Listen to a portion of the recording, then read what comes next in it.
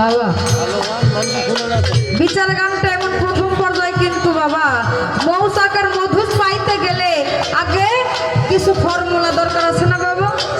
অধৈর্য যাদের মধ্যে ধৈর্য নাই তারা কিন্তু কিছু লাভ করতে পারে না, যাদের ধৈর্য আছে তারাই কিন্তু পারে বাবা।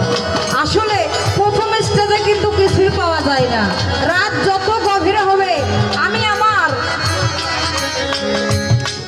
মায়ের কাছে শুনেছিলাম, আমার যখন দাদা গুরু বেঁচে থাকতো বাবা, শুধু গুরুর একটি কথা শোনার জন্য রাতের পরে রাত জেগেছে। গুরু মুখের বাক্য খোলে না, বলে বাবা এই বস্তুটা বা কি, এই জিনিসটা কি, আমার একটু বুঝাইয়া দেন। দিনের পরে দিন গেল, রাতের পরে রাত গেল, গুরুর মুখের বাক্য খোলে না।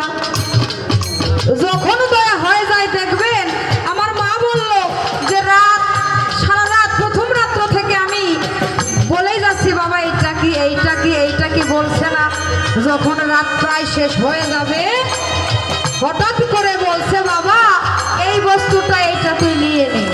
তো বাবা এই বস্তু পাইতে গেলে একটু অপেক্ষার দরকার আছে, তাই যারা ভক্ত আসে কেন বলছে একটু অপেক্ষা করেন বাবা, নৈরাশ হবেন না, যা ধৈর্য আছে ধৈর্যের ফলটাই কিন্তু মিষ্টি হয়।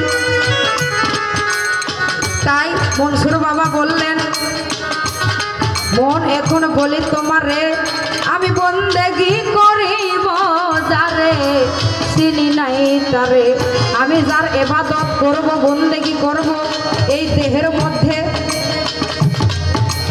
আল্লাহ রাসূল নবী, আল্লাহ নবী, মা ফাতেমা, ইমাম হাসান হুসাইন, এই পাঁচটা জাত, এই জাতকে না যারা চিনেছে তার কিন্তু বাবা গুরু ধরে কোনো লাভ আছে?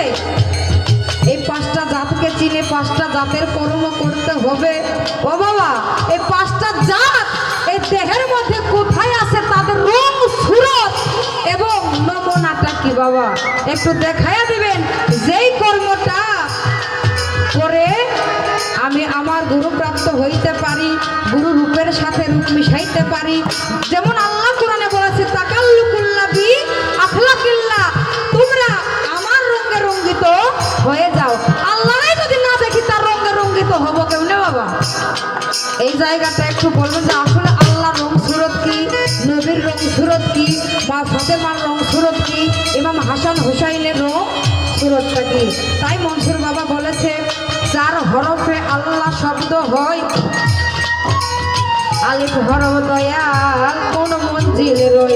এই আল্লাহ লিখতে কিন্তু আরবি বাবা চারটা হরফ লাগে না বাবা?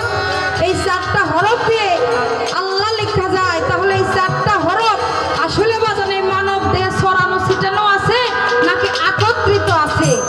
যদি ছড়ানো থাকে তাহলে একত্রিত করার কায়দাটা কি এটা একটু বলবো।